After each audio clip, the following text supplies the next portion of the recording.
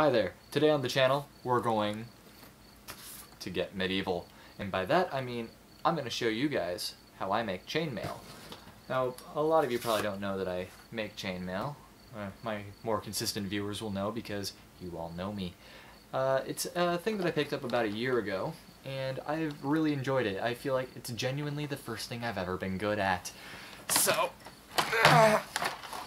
let's do some explaining. This is my chainmail making rig, or at least for the most part it's my ring spinning rig. So it's a milk crate, obviously, with a copper rod holding up a 1/4 mile spool of galvanized steel wire.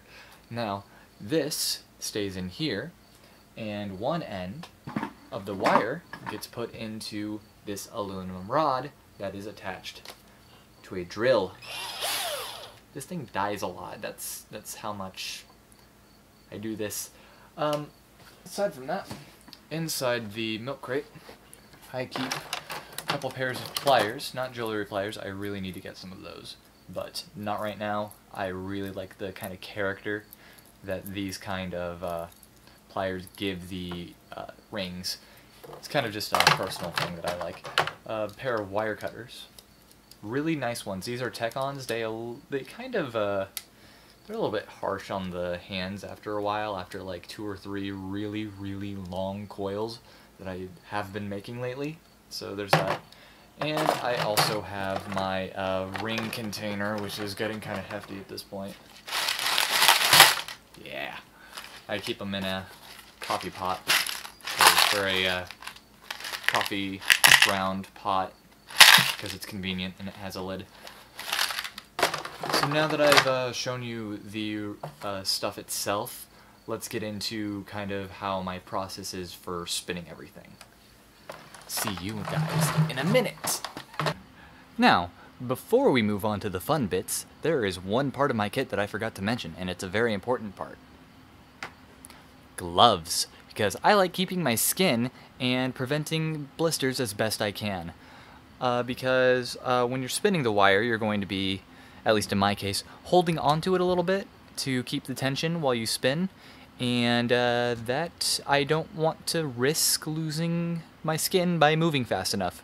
And then when I'm cutting, it keeps the blisters at bay, but as I have unfortunately learned here, if you can see well enough, it will not keep them away forever.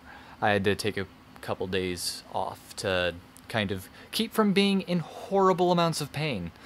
So let's get our gloves on, because let's always exercise the best safety we can, and then we'll get started on this.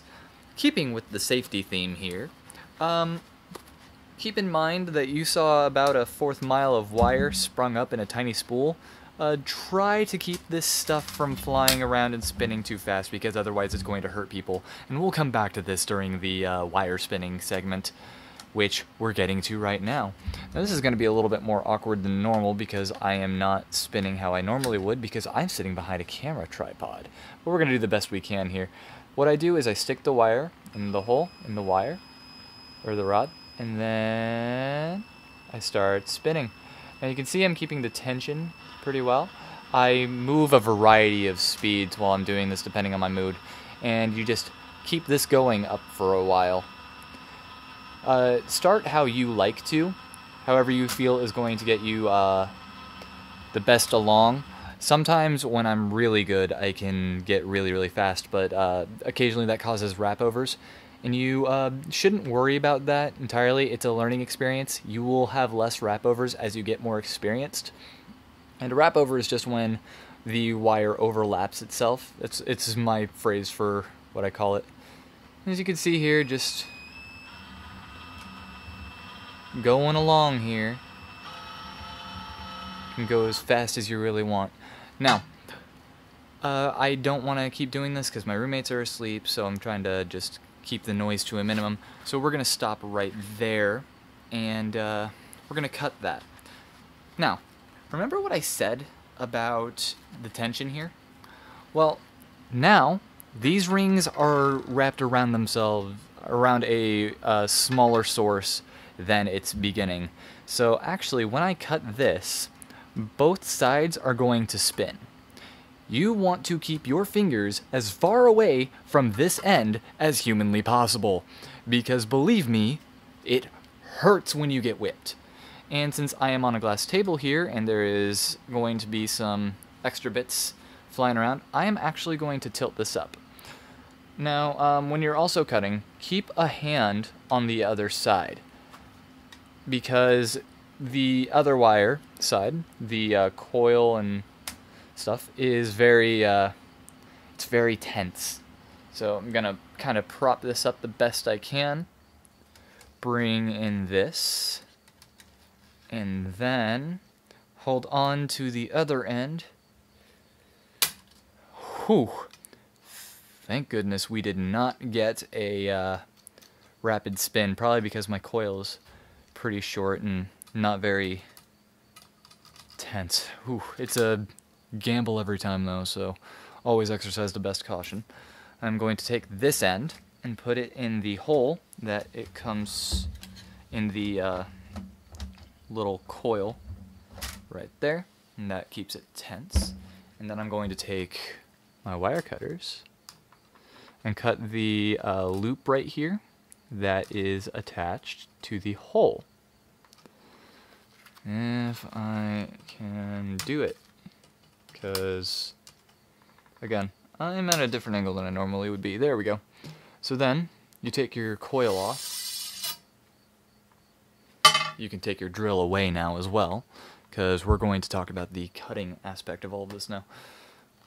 Here is my cutting process. So you see right here, there's a bit extra from the hole, what was attached to the hole. So I'm going to find the part where it just starts getting flush with the rest of the coil, cut that part off, and then I'm going to take it one at a time because my hands matter to me. Now you can see I didn't get that perfect, but hey, whatever. We'll just keep going from here. You want to get lined up with where your last cut ended and the next ring up. Cut from there, and you'll get generally good jump rings. That's what these are called.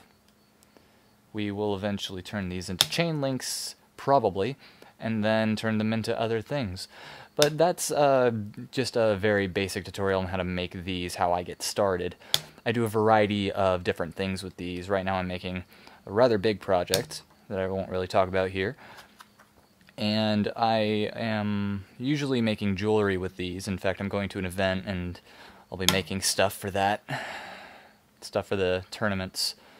And I just used the steel wire for other projects as well, like making little fairies for bottles, and those are some charms that I'm gonna be cooking up. So that was a general, this is how I do a thing. Hope you've enjoyed it, and if you want to see more, just let me know, because I can always show off how to make certain weaves, and sometimes maybe just have a little bit of a chill out session. If you'd like to see something that I've made before, just as a thing before we end, got this original idea off of Instructables, and I just kind of gave it a little bit of my own spin. This is a chainmail man. He has a little arms, little head, little legs, and it took me a while to figure out how the person on Instructables made their original, and I kind of just picked it up from there and just tweaked it a little bit. Tweaked ring sizes mostly, and how the end kind of looks. I like how I kind of ended it, rather.